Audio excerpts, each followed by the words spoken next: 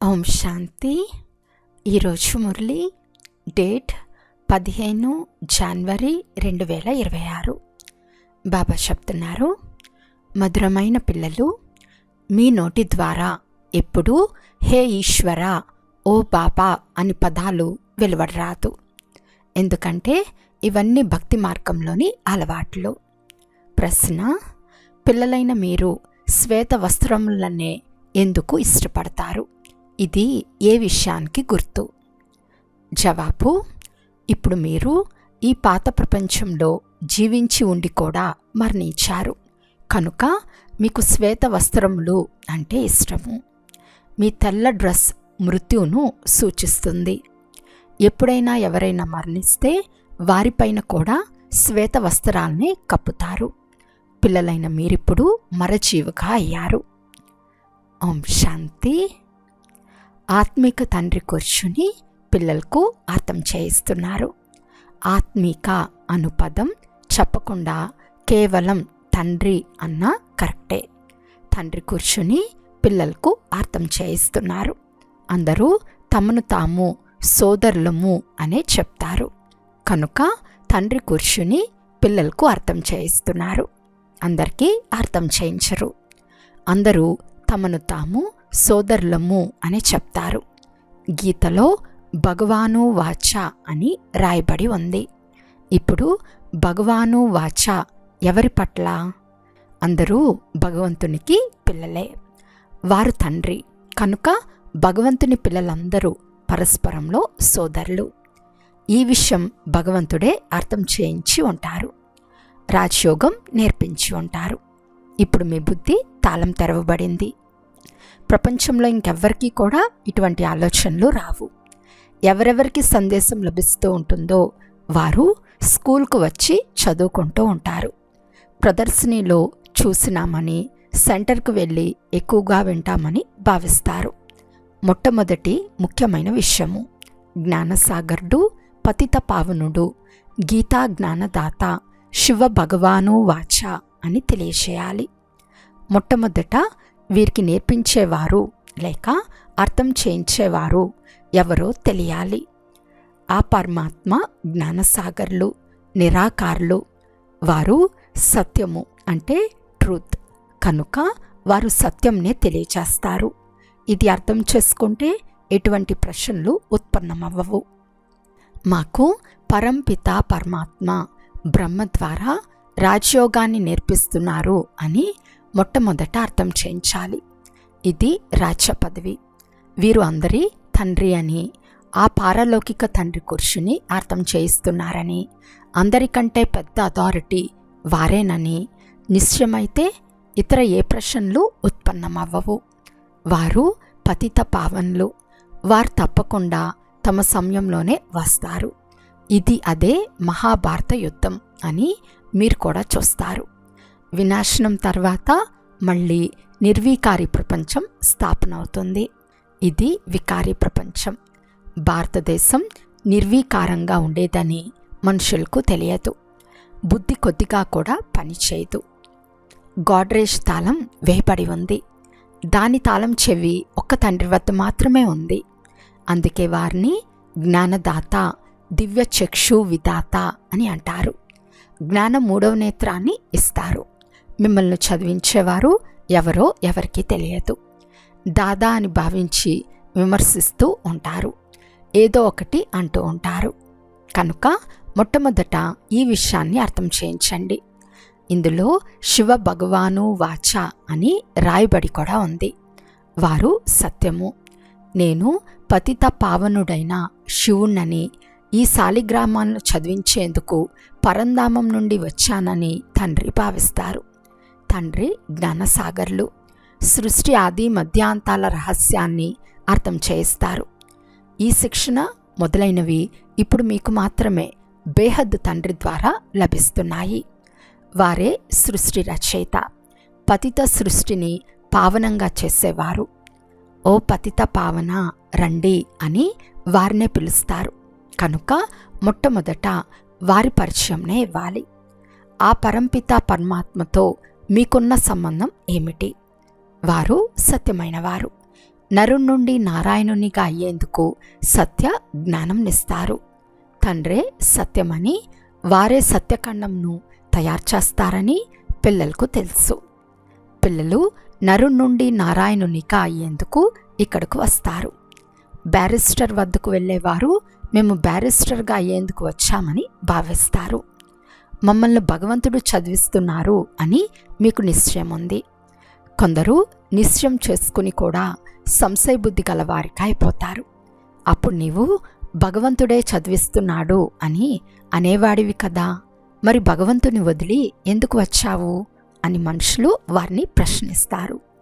సంశయం వచ్చినప్పుడే వదిలి పారిపోతారు. ఏదో ఒక వికర్మ చేస్తూ ఉంటారు. భగవాను వాచ, కామం మహాశత్రువు. దానిపై విజయం పొందితేనే మీరు జగచ్చితులుగా అవుతారు. ఎవరైతే పావనంగా అవుతారో వారే పావన ప్రపంచంలోకి వెళ్తారు. ఇది రాజయోగం. మీరు వెళ్ళి అక్కడ రాజ్యం చేస్తారు. మిగిలిన ఆత్మలంతా తమ తమ లెక్కాచారాలను ముగించుకుని ఇంటికి వాపస్ వెళ్ళిపోతారు. ఇది వినాశన సమయం. సత్యుగ స్థాపన తప్పకుండా జరుగుతుందని మీ బుద్ధి చెప్తుంది. పావన ప్రపంచాన్ని సత్యుగమని అంటారు. మిగిలిన వారంతా ముక్తిధామానికి వెళ్ళిపోతారు. వారు మళ్ళీ తమ పాత్రను పునరావృతం చేయాలి. పావనంగా అయ్యో పావన ప్రపంచానికి అధికారులుగా అయ్యేందుకు మీరు కూడా మీ పురుషార్థం చేస్తూ ఉంటారు. అందరూ తమను తాము అధికారులుగా భావిస్తారు కదా. ప్రజలు కూడా యజమానులే. ఇప్పుడు ప్రజలు కూడా మా భారతదేశం అని అంటారు కదా.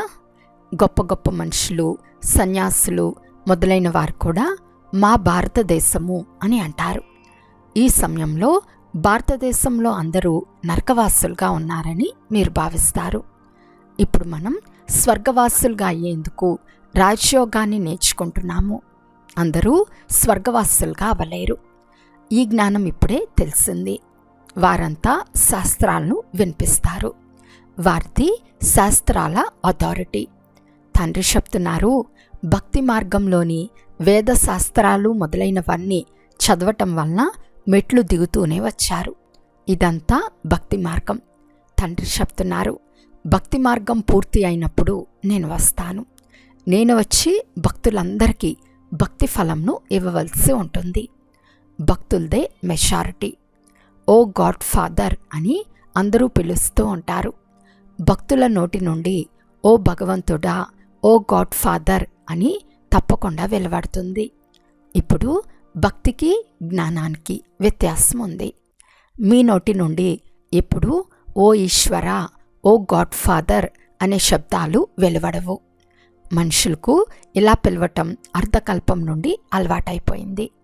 వారు మన తండ్రి అని మీకు తెలుసు. మీరు హే బాబా అని పిలిచే అవసరం లేదు. తండ్రి నుండి మీరు వారసత్వం తీసుకోవాలి. మొట్టమొదట మేము తండ్రి నుండి ఆస్తి తీసుకుంటామనే నిశ్చయం మీకు ఉంటుంది. తండ్రి పిల్లలను ఆస్తి తీసుకునేందుకు అధికారులుగా తయారు చేస్తారు. వీరు సత్యమైన తండ్రి కదా. వీరు నా పిల్లలని, వీరికి నేను జ్ఞానామృతం త్రాగించి జ్ఞానచిత్తుపై కూర్చోపెట్టి గాఢమైన నిద్ర నుండి మేల్కొల్పి స్వర్గంలోకి తీసుకెళ్తానని తండ్రికి తెలుసు. ఆత్మలు అక్కడ శాంతిధామము, సుఖధామంలో ఉండేవని బాబా అర్థం చేయించారు. సుఖధామాన్ని నిర్వీకారి ప్రపంచమని అంటారు. దేవతలు సంపూర్ణ నిర్వీకారులు కదా. శాంతిధామము మన మధురమైన ఇల్లు. అది మన ఇల్లు అని పాత్రదారులైన మనమంతా ఆ శాంతిధామం నుండి పాత్ర చేసేందుకు వస్తామని మీరు తెలుసుకున్నారు. ఆత్మలమైన మనం ఇక్కడ నివాసులము కాదు.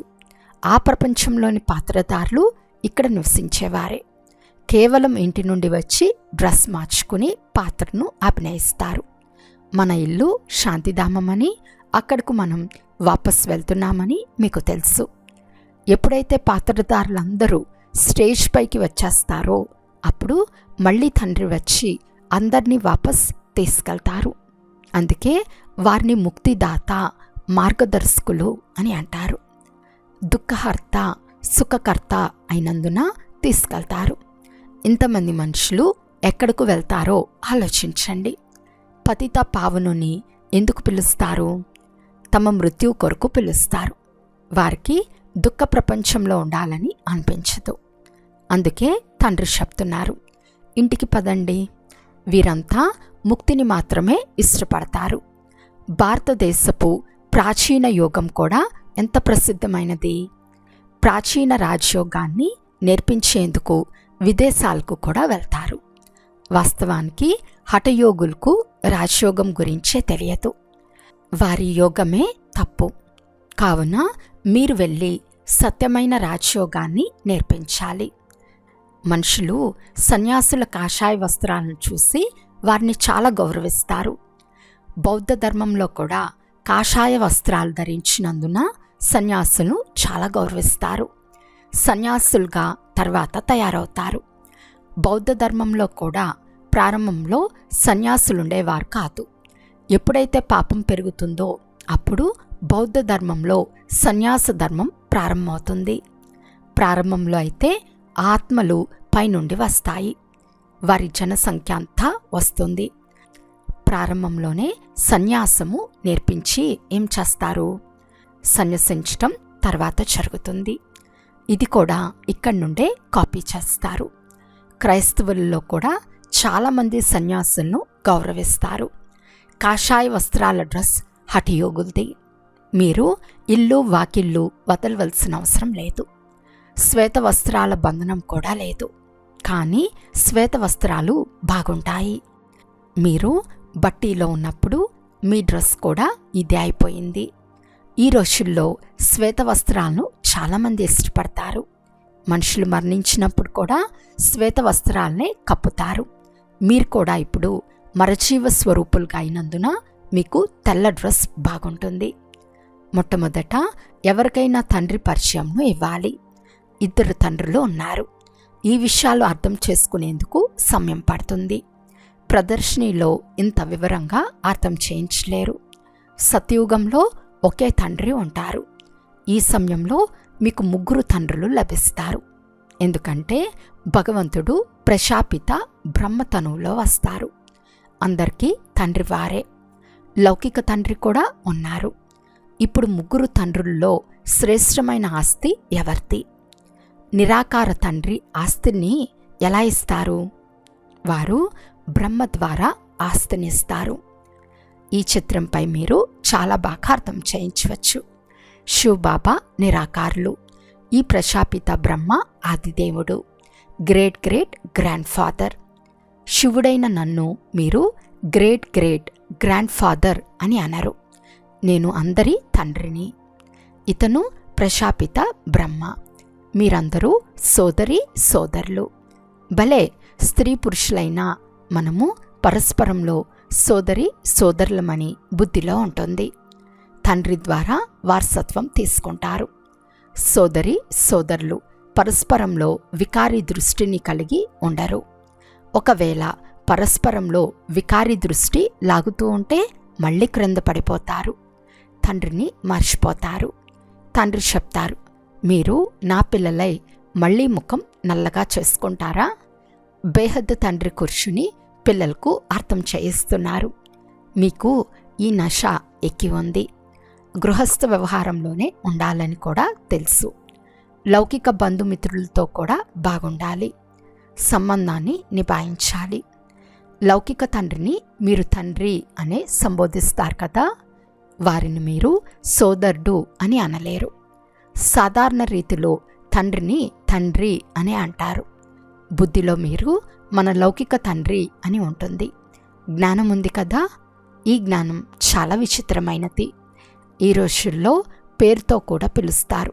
కానీ ఎవరైనా సందర్శకులు మొదలైన వారు బయట వారి వచ్చినప్పుడు వారి ముందు తండ్రిని అన్నయ్య అని పిలిస్తే వీరి తల చెడిపోయిందని అనుకుంటారు. ఇందులో చాలా యుక్తి కావాలి.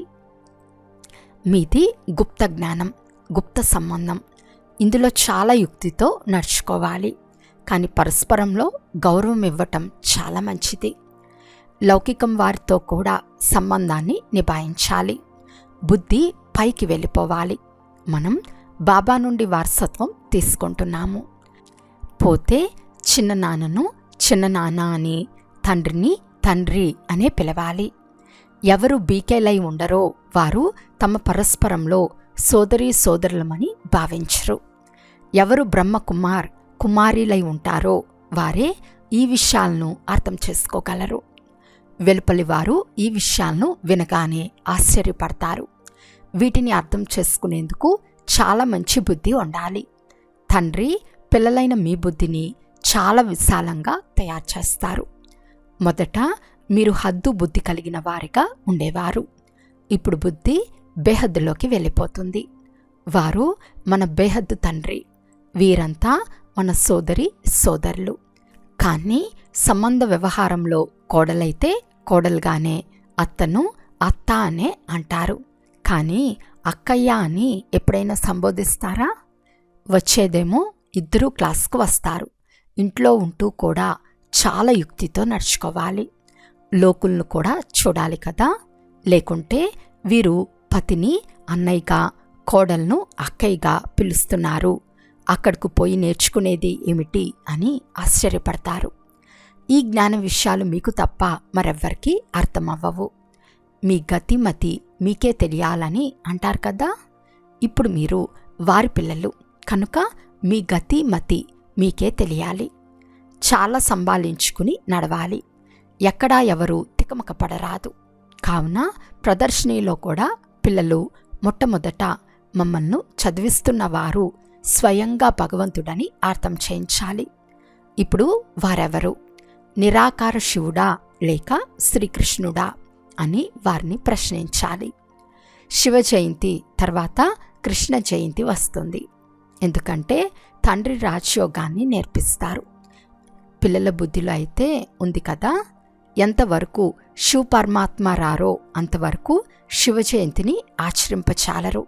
శివుడు వచ్చి కృష్ణపురిని స్థాపన చేయనంత వరకు కృష్ణ జయంతిని కూడా ఎలా ఆచరిస్తారు? కృష్ణ జయంతిని కూడా ఆచరిస్తారు, కానీ అర్థం చేసుకోరు. కృష్ణుడు రాకుమారుడు ఉన్న తర్వాత అతడు సత్యుగంలోనే రాకుమారునిగా ఉండాలి కదా. దేవీ దేవతల రాజధాని ఉంటుంది. కేవలం ఒక కృష్ణునికి మాత్రమే సామ్రాజ్యం లభించి ఉండదు. కృష్ణపురం తప్పకుండా ఉంటుంది కదా. దానిని కృష్ణపురం అని, దీనిని కంసపురం అని అంటారు. కంసపురం సమాప్తమై మళ్ళీ కృష్ణపురం స్థాపన అవుతుంది కదా. స్థాపన అయ్యేది భారతదేశంలోనే. నూతన ప్రపంచంలో కంసుడు మొదలైన వారు ఉండచాలరు. ఉండేందుకు వీలుందా? కలియుగాన్ని కంసపురం అని అంటారు. ఇక్కడ ఎంతమంది మనుషులు ఉన్నారో చూడండి. సత్యుగంలో కొంతమందే ఉంటారు. దేవతలు ఏ యుద్ధము చేయలేదు. కృష్ణపురి అనండి, లేక విష్ణుపురి అనండి, లేక దైవీ సాంప్రదాయం అనండి. ఇక్కడ ఉండేది అసురి సాంప్రదాయం. అంతేకాని దేవతలు అసురుల మధ్య కానీ, పాండవులు కౌరవుల మధ్య కానీ ఏ యుద్ధము జరగలేదు. మీరు రావణునిపై విషం పొందుతారు. తండ్రి చెప్తున్నారు, ఈ పంచ వికారాలపై విషం పొందితే మీరు జగజ్జీతులుగా అయిపోతారు. ఇందులో యుద్ధం చేసే విషయం ఏదీ లేదు. యుద్ధం చేయటం అంటే హింస జరుగుతుంది. రావణునిపై విషం పొందాలి, కానీ అహింసయుక్తంగా విషయం పొందాలి. కేవలం తండ్రిని స్మృతి చేసినందున మీ వికర్మలు వినాశనమైపోతాయి. యుద్ధాలు మొదలైన వాటి మాటే లేదు. తండ్రి చెప్తున్నారు, మీరు తమో ప్రధానులైపోయారు, ఇప్పుడు మళ్ళీ సతో ప్రధానంగా అవ్వాలి. భారతదేశపు ప్రాచీన రాజయోగం ప్రసిద్ధమైనది. తండ్రి చెప్తున్నారు, నాతో బుద్ధిని జోడిస్తే మీ పాపాలు భస్మైపోతాయి. తండ్రి పతిత పావనుడు కనుక వారితో బుద్ధి యోగాన్ని జోడిస్తే మీరు పతితుల నుండి పావనంగా అయిపోతారు. ఇప్పుడు మీరు వాస్తవంగా వారితో యోగాన్ని జోడిస్తూ ఉన్నారు. ఇందులో యుద్ధం మాటే లేదు. ఎవరు బాగా చదువుకుని బాబాతో యోగం జోడిస్తారో వారే తండ్రి ద్వారా వారసత్వాన్ని పొందుతారు. అచ్చా, మధురాతి మధురమైన అపురూపమైన పిల్లలకు మాతాపిత బాప్దాదాల ప్రియ స్మృతులు మరియు గుడ్ మార్నింగ్. ఆత్మిక పిల్లలకు ఆత్మిక తండ్రి నమస్తే. ఆత్మిక తండ్రికి ఆత్మిక పిల్లల యొక్క ప్రియ స్మృతులు మరియు నమస్తే నమస్తే నమస్తే. ధారణ కొరకు ముఖ్య సారము. ఫస్ట్ పాయింట్, సోదర దృష్టిని అభ్యాసం చేస్తూ లౌకిక బంధనాలతో తోడు నిభాయించాలి. చాలా యుక్తితో నడవాలి. వికారీ దృష్టి కొద్దిగా కూడా ఉండరాదు. వినాశ సమయంలో సంపూర్ణ పావనంగా అవ్వాలి. సెకండ్ పాయింట్, తండ్రి ద్వారా సంపూర్ణ వారసత్వాన్ని పొందేందుకు బాగా చదువుకుని పతిత పావనుడైన తండ్రితో యోగం జోడించి పావనంగా అవ్వాలి. ఈరోజు వరదానము. తమ సంపూర్ణత యొక్క ఆధారంపై సమయాన్ని సమీపంగా తీసుకొచ్చే మాస్టర్ రచయిత భవ. సమయం మీ రచన, మీరు మాస్టర్ రచయిత. రచయిత తన రచనపై ఆధారపడి ఉండడు. రచయిత రచనను ఆధీనం చేసుకుంటాడు. అందువలన సమయం దానంతటికి అదే సంపూర్ణం చేసేస్తుందని అనుకోకండి. మీరు సంపూర్ణమై సమయాన్ని సమీపంగా తీసుకురావాలి. అలాగే ఏదైనా విఘ్నం వస్తే సమయ ప్రమాణంగా అయితే తప్పకుండా పోతుంది. కానీ సమయానికి ముందే పరివర్తన శక్తి ద్వారా దానిని పరివర్తన చేయండి. అప్పుడు దాని ప్రాప్తి మీకు జరుగుతుంది. సమయం యొక్క ఆధారంపై పరివర్తన చేస్తే దాని ప్రాప్తి మీకు జరగదు. స్లోగన్: కర్మ మరియు యోగం యొక్క బ్యాలెన్స్ ఉంచేవారే సత్యమైన కర్మయోగులు.